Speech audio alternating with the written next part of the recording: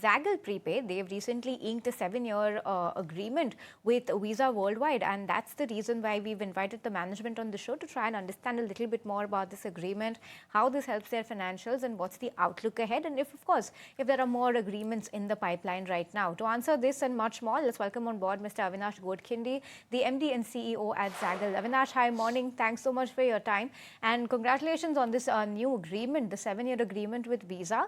Help us understand a little bit more about this deal that you have inked and what kind of growth are you expecting from this partnership? Good morning, Sneha, and thank you for having me on the show. I think it's a great deal. It helps us augment our program fees revenue. These are spends that we, in any case, generate on our platform, and Visa is supporting us with additional incentives, both as a sign-on bonus as well as additional spends for additional incentives for all the spends that we generate.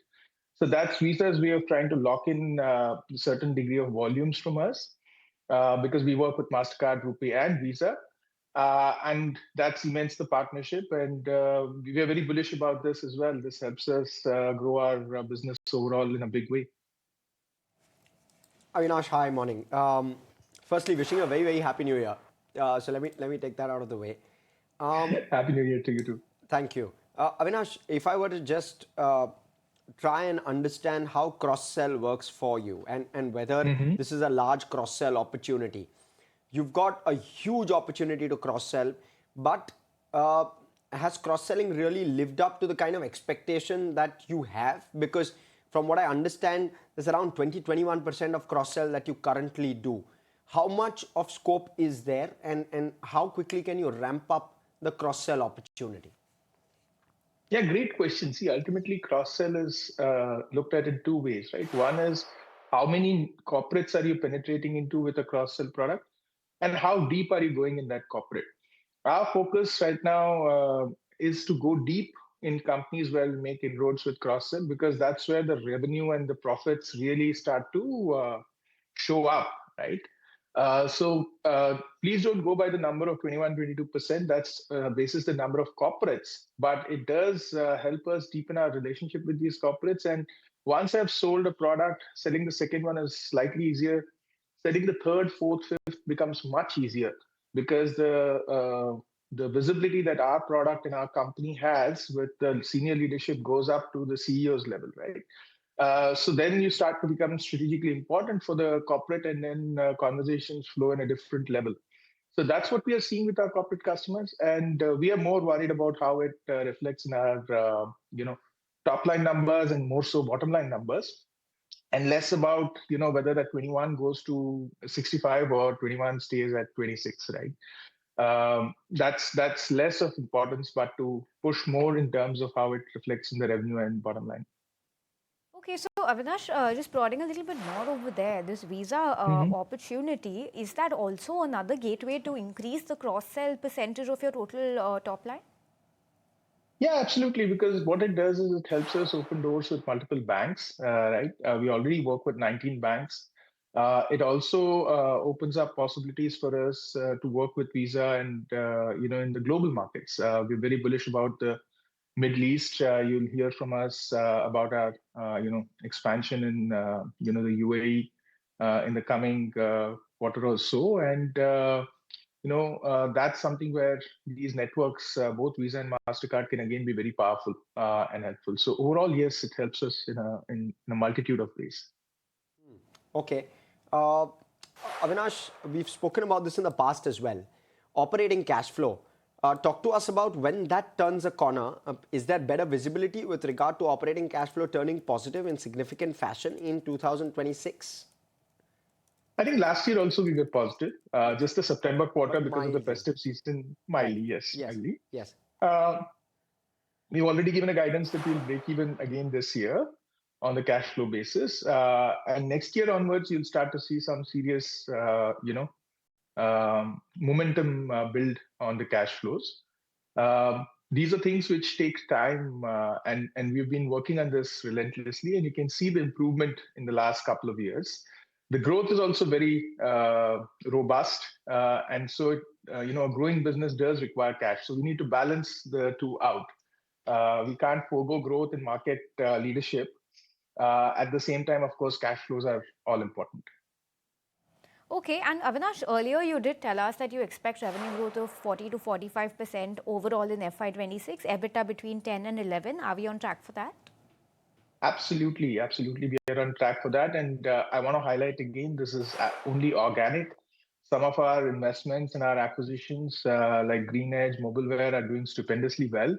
So those all augment, to our bottom line as well as our top line, of course. Avinash, on that note, do you expect to exceed the revenue that you had given us earlier? Any indication if you could give us? I don't want to put myself in a Sure. spot right now. Sure. We are absolutely on track, and I'll leave it at that. Yeah. Okay. And your cash flow break even, are you on track for that as well? Yes. Okay. Absolutely. Okay. Avinash, with regard to margins, there's been some delay with regard to pickup in margins. Talk to us about what's playing out, and you've guided for an aspirational 15% plus margin number.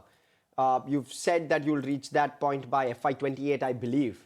How comfortable are you with that guidance that you've given? So firstly, let me clarify. We said 5 to 7 years for the 15%, 14 to 15%, margin growth, EBITDA, basically. And we are absolutely on track for that. If you look at our last year's guidance, we said 9 to 10% adjusted EBITDA. We were able to make that. This year, we have given a 10 to 11% EBITDA margin guideline, adjusted EBITDA margin guideline, and we are on track for that as well. So again, the margin expansion takes time. It's operating leverage kicking in.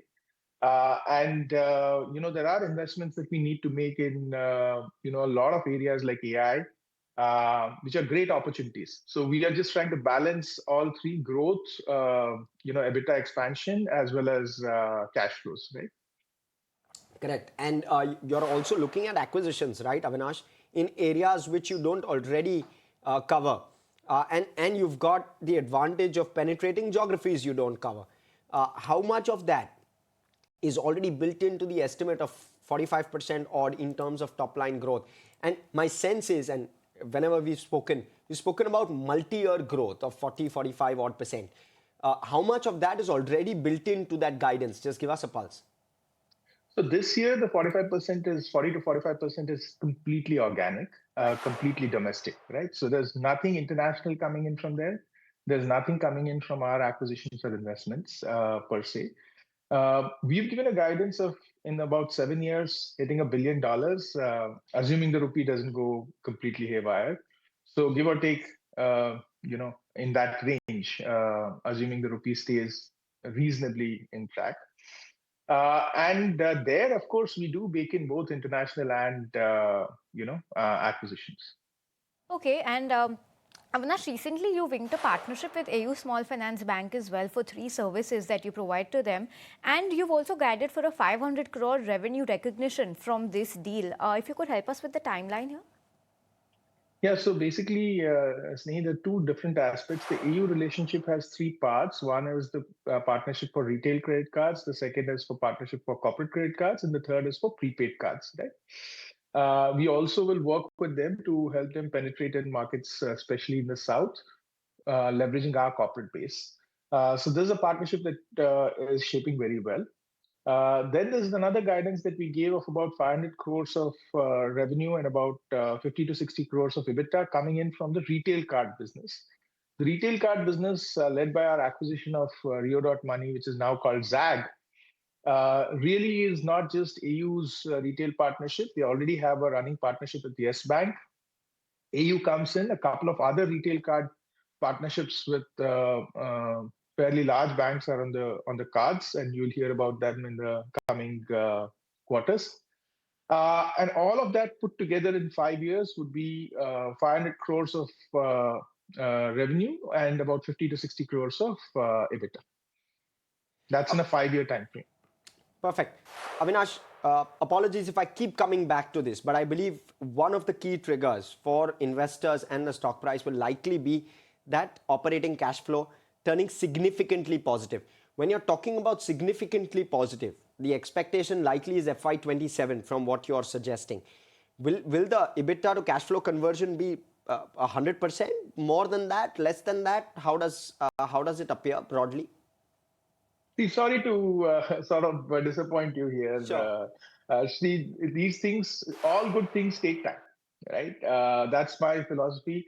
This is brick by brick. This is step by step. So yes, operating cash flow in 27 will start to look more healthy than what it is today.